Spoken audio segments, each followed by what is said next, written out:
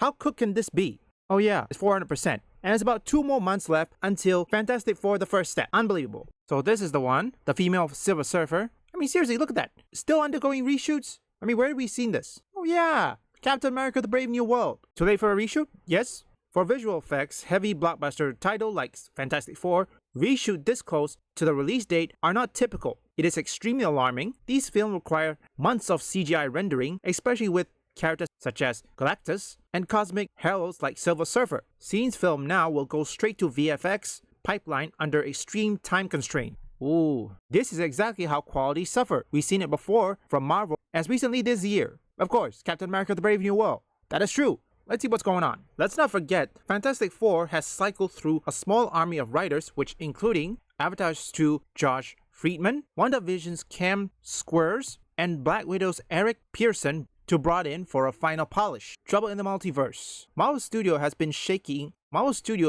on a shaking footing since Endgame. With each new project, fans hope the next one will be returned to form, but Fantastic Four: The First Step is looking more and more like Captain America: A Brave New World, a bloated last-minute patch job with an expensive stakes and rush execution. It's supposed to be an MCU rebirth, but if these reshoots are any indication, it might be instead its latest casualty.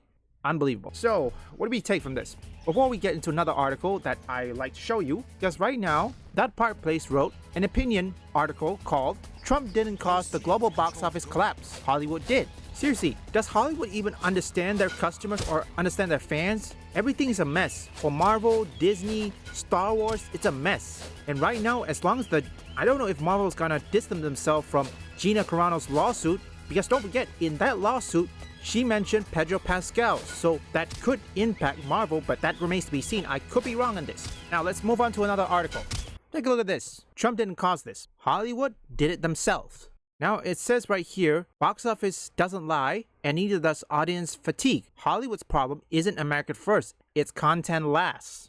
According to Patrick, I could be butchering this name, Brzezinski argues that international audience are turning away from Captain America because of Donald Trump's foreign policy. This is something I'm having a mix. It says here, Trump has damaged the US soft powers by alienating allies and undermining democratic institutions and cozy up the dictators. According to Brzezinski, this global disillusionment is now reflected in the box office, with audience supposedly rejecting American heroes who once symbolizes freedom and virtue. So what's really going on in Hollywood? Captain America didn't underperform internationally because it has America in the title. It flopped because it's lifeless, neutered franchise entry where the supposed hero stands for nothing but corporate virtue signaling and DEI checklists. I can't even say that word. It's hard for me to say. Projection game. Brzezinski's article tries to pin the declining international sentiment on Trump while completely ignoring the rot festering inside of Hollywood institution. Now, that is true. I could agree on this one. I don't know if he agrees, but I highly doubt it. For years now, Hollywood has openly mocked the values that once made American film aspirational: strength, faith, sacrifice, family, heroism.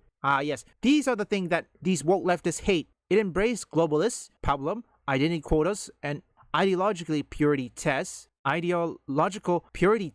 in the writer's room, killing the universality that once made US stories resonate worldwide. Instead of showing America leading by example, today's film show America apologizing for existence. America is not the problem. Hollywood elites are. That is true. They replace inspiration with degenerates, degradation, morally gray heroes who humble through therapy session, storylines that wallow in shame, self-hatred, characters written by ideologues who believe patriotism is a punchline. Now remember Top Gun Maverick? Let's not pretend the audience disappeared. When Top Gun Maverick hits theaters 2022, it was Hollywood claims it can't succeed anymore. Patriotic, confident, emotionally grounded, and unshamedly heroic. No lectures, no apologies, no identity politics. It was proven wrong. Top Gun Maverick was a massive hit, 1.4 billion worldwide. International market didn't run from American symbolism. They cheer for it. Why? Because they still admire America when America remembers what made it admirable.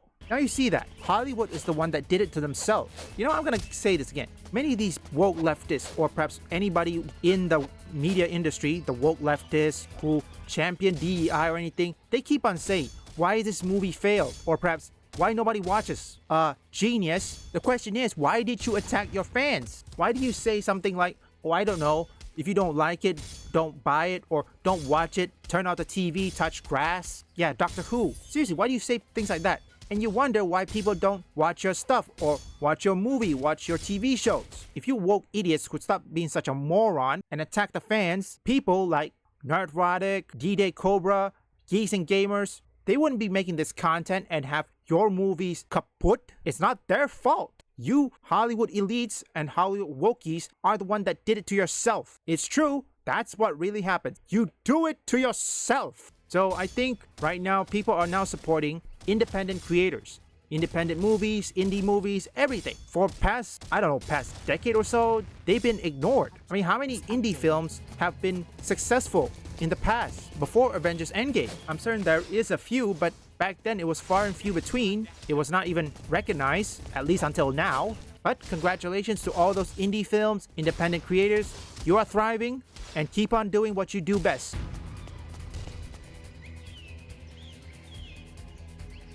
The main entrance is clear. I'm going in. Leave a like and subscribe if you want gaming news, gaming theories, or you just want to see me play games, or perhaps you like trending topics. Visit my first, third, and fourth channel up here or link in the description.